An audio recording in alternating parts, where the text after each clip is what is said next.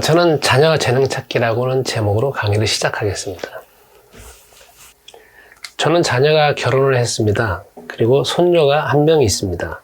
자녀를 잘 키우는 것은 사실 어느 부모님이나 다 가지고 있는 관심입니다. 모든 부모님이나 본능적으로 최선을 다하게 되어 있습니다.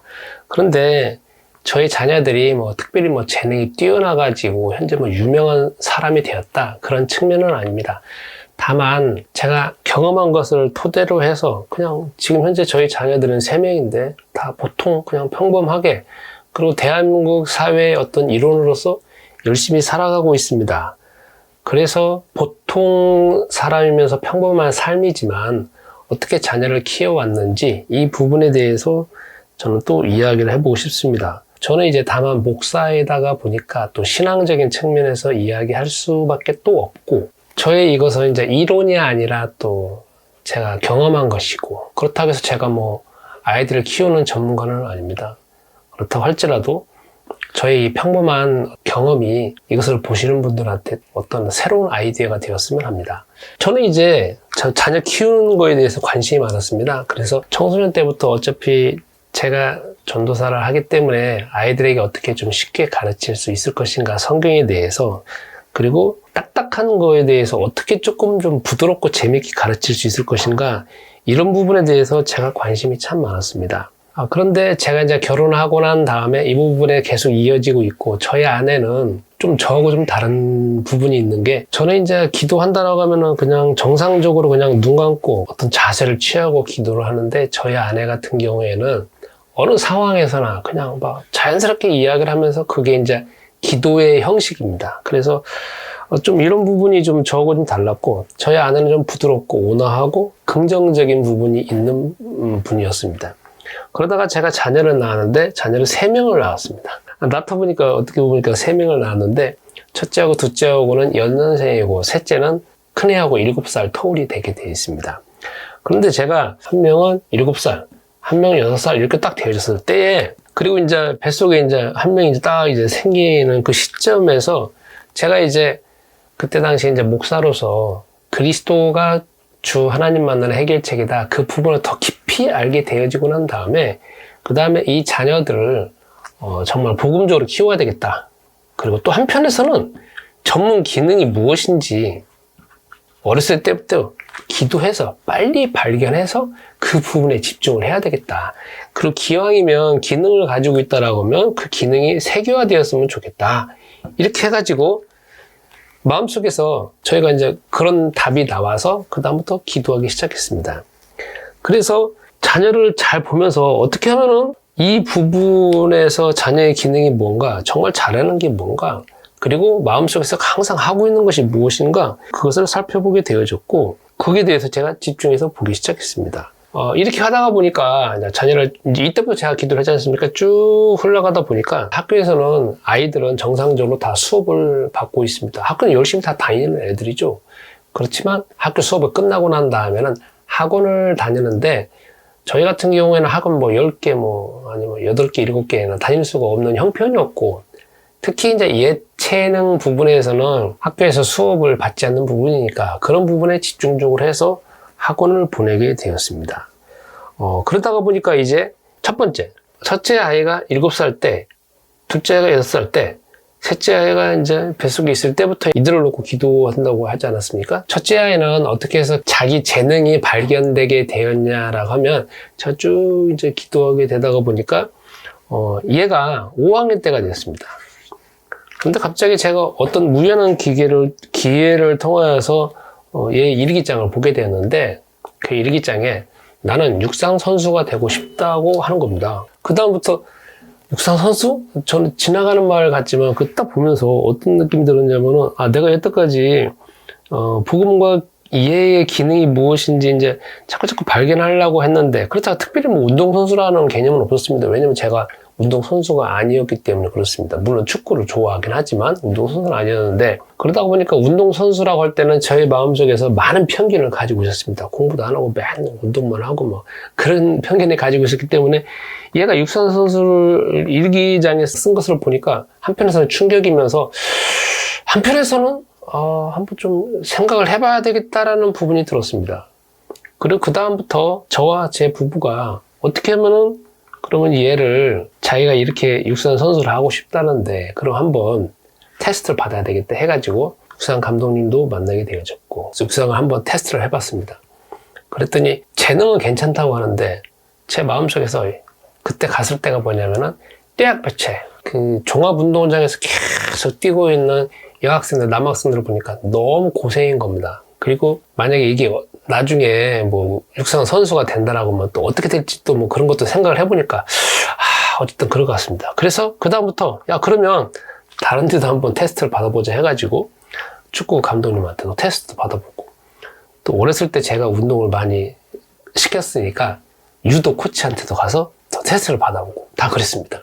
그런데 한결같이 그분들도 괜찮다고 오라고 말씀을 하시는 겁니다. 그런데 부모 입장에서는 또 미래를 생각해 보니까 또 막 고생일 것 같고 부상당할 위험이 참 많고 그래서 이제 안절부절하고 이제 주저주저 하고 있었습니다. 그러다가 어떤 우연한 기계에 저희가 잘 알고 있는 학부형님 자녀가 수영을 하게 됐거든요. 수영 선수였어요. 그래서 그 수영 그러면 무릎고 싸우는 거니까 특별히 부상의 위험은 좀 줄어들겠다라고 생각을 해서 그 수영 코치님을 만나게 됐습니다. 그래가지고 수영 코치님이 그러면 한 3개월 정도 테스트를 해보자. 그래서 저희도 뭐 그렇게 하고 얘도 네가 이거 한다고 했으니까 너 어떻게 생각하냐 하니까 이건 아니지만 수영이라고 하니까 그러면 한번 해보겠다 해가지고 하게 됐습니다. 그래서 3개월 지나고 난 다음에 쭉 이제 하게 된 것이 계기가 됐습니다. 아마 첫째는 자기가 이것을 선택을 했고 그리고 또 자기가 좋아하고 특별히 뭐 외적으로는 조금 힘들었고 뭐 감독 코치 선생님하고 좀 갈등이 있었지만 이 자체는 아주 재미있어 했고 즐겨 했습니다. 그 다음에 셋째를 보겠습니다. 우선 셋째 아이는 엄마가 뱃속에 있었을 때부터 기도를 했다 합니다. 저는 모르는 일인데 저도 물론 축구를 좋아하고 축구를 몇 년간 정식으로 배웠습니다. 축구 감독님한테. 그러다 보니까 축구에는 관심이 많았는데 얘 셋째는 남자아이입니다. 그러니까 엄마가 뱃속에 있었을 때부터 얘는 아예 축구 선수를 키운다. 기왕이면 그때 당시 우리 다 꿈을 가지고 있지 않겠습니까? 세계적인 선수로 키워보겠다 해가지고 자기가 기도하면서 이제 뱃속에서 계속 이제 자녀를 놓고 기도하는 겁니다. 그리고 낳고 난 다음에서도 계속 손과 발을 만지면서 주 하나님이 뭐 너를 이제 이 세상에 보냈으니까 복음을 알고 그 다음에 너의 기능을 알고 그래서 세계화 되어지도 하면서 축구 선수에게 기도하는 겁니다. 근데 저는 탐탁치 않게 생각했죠. 왜냐면 그때까지도 계속 운동선수에 대한 편견이 있기 때문에 그렇습니다. 이게 다 어렸을 때도 가지고 있는 생각이니 뭐 그거 어떻게 바꿀 수 있습니까? 제가 운동선수도 아니었으니까. 그냥 평범하게 공부하는 사람이었으니까. 그러다가 얘가 있다가 보니까 제가 살고 있던 지방에서는 축구에 대한 열풍이 있는 도시였습니다. 그러니까 만약에 축구를 키운다라고 하면 거기에 있어야 되고 거기는 학교를 다니면 안정적으로 다닐 수가 있습니다. 왜냐면 초중고등학교, 대학교, 프로까지 쭉 이어질 수 있는 거니까. 그런데 저희가 이 남자애가 3학년 때 갑자기 서울로 올라오게 됐습니다. 그래서 어떻게 보면은 엄마는 축구 선수에 대한 꿈을 가지고 기도하고 있었지만 그게 서울에서 어떻게 이루어질지에 대해서는 이제 장담을 못하는 상황이었습니다.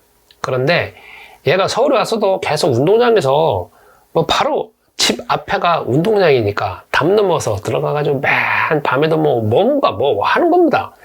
저는 모릅니다. 관심 없으니까. 저는 살게 바쁘다고 보니까.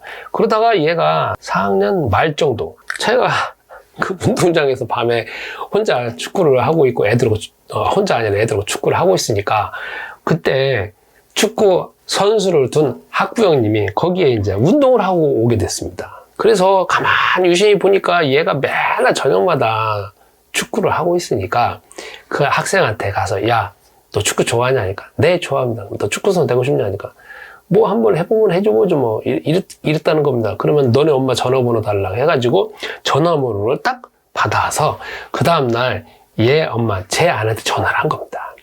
얘가 학교에서 만나는데 혹시 축구 감독 한번 만나서 테스트 해볼 생각이 없냐고 그랬다는 겁니다. 그랬더니 엄마는 서울에 와가지고 뭐 어디에 축구부가 있는지도 모르고 축구 학교에 있는지도 모르고 뭐 그렇게 있었는데 갑자기 그 말을 딱 들으니까 이거는 내가 평생토록 기도한 거에 대한 진짜 응답이다라는 마음이 들었답니다. 저는 모르는데. 그리고 가가지고 그런 마음이 들었는데 그 다음날 바로 이 감독님이 전화가 와가지고 만나게 됐답니다. 그래서 얘가 그 학교로 조금 한두 달 있다가 그 학교로 전화를 가서 그 다음부터 축구 선수로 하게 됐습니다. 저는 한 6개월에서 8개월 정도로 반대를 했죠. 왜냐면 남자애가 얘는 또 공부도 잘했으니까 남자애가 무슨 축구를 하냐고 내가 그랬습니다. 8개월 동안 반대를 했는데 얘는 한삭 한다는 겁니다.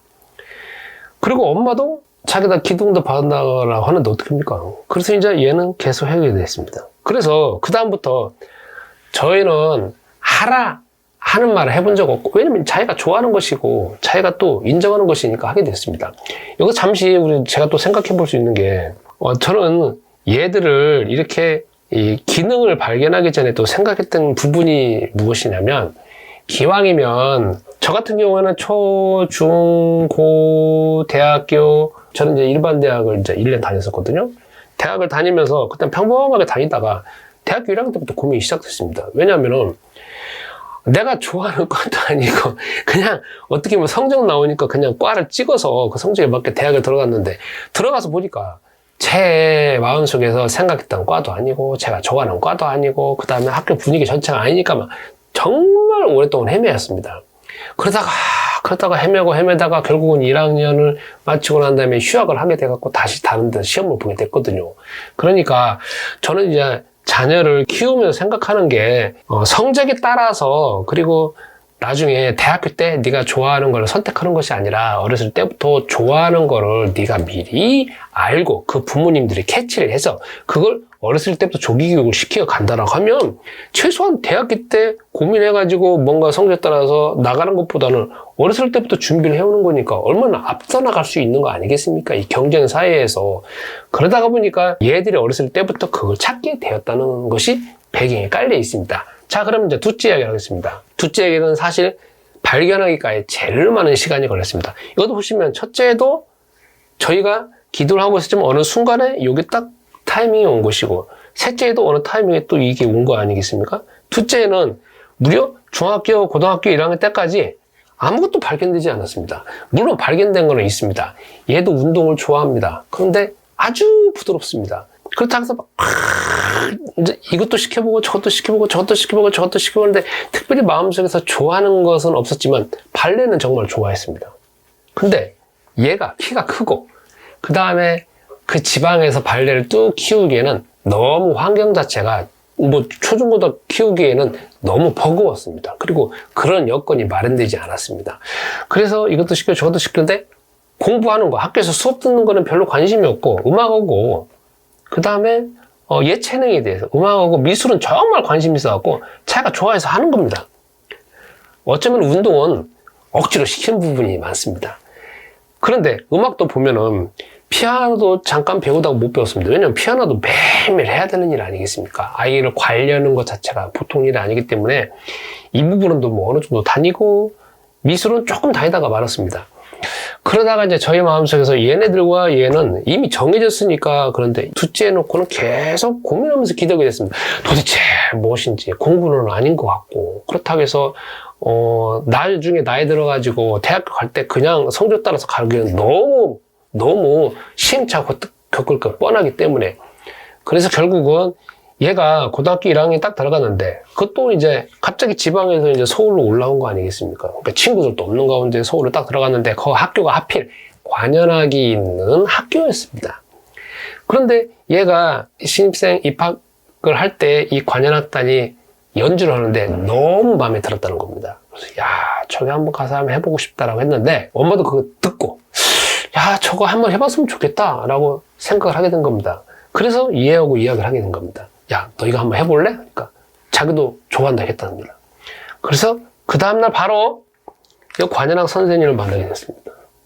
그러고 난 다음에 악기도 많은 악기가 있는데 이미 다른 악기는 다 누군가가 다 정해졌기 때문에 아무도 지금 선택하지 않은 그 둘 중에 하나를 선택하게 됐다는 겁니다. 뭔지는 제가 말씀드려 참 곤란하고, 그래서 이 아이는 발견하기까지 고등학교 1학년 될 때까지 저희 마음속에서 항상 퀘스천 마크 있습니다. 도대체 어디를 가야 되냐? 뭘 보내야 되냐?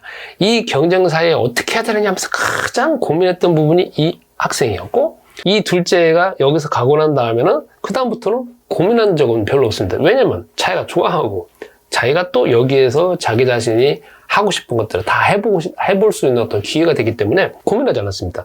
지금 현재 나이가 들어가지고 여기도 결혼했고 첫째도 결혼했고 둘째도 결혼했고 셋째는 다른 나라에서 삽니다.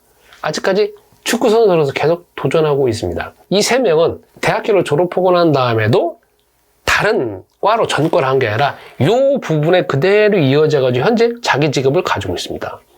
제가 지금 현재 이 3명을 봤을 때 자기 이 운동이나 이 부분에 대해서 정말 좋아하는 것이 느껴집니다. 그리고 알고 있습니다. 좋아하는 거를. 근데 제가 억지로 시켰다거나 아니면 뭐 가야 된다 하겠다라고 하면 도중에 다 그만둘 수밖에 없는 상황인데 자기네들 스스로 선택을 했다는 거고 그리고 지금도 그 길을 가고 있다는 겁니다.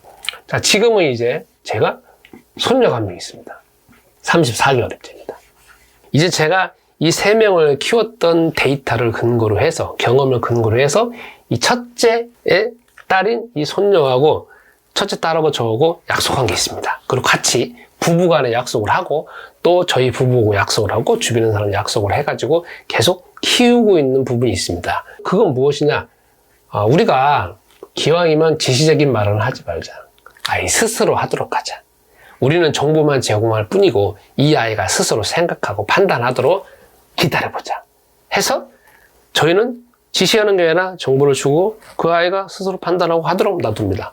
물론 뒤에서 판단할 때까지 기다리는 부모님들 답답함 정말 이 짜증남 이거 정말 기다릴 수가 없는데 한국 사람은 다 빨리빨리 해야 되는 성향이 있지 않습니까? 그런데 기다립니다. 두 번째로는 뭐든지 하도록 할 때 자기가 스스로 하도록 합니다. 6개월째부터 밥을 먹는 것도 혼자 먹도록 했습니다. 6개월 때 뭐 이게 숟가락이 제대로 안 나가잖아요. 밥 딱 있으면 한 2숟갈 넘어가고 나머지는 다 이게 바깥에 파편처럼 막 흩어지지 않습니까? 엄마가 정말 고생을 했죠.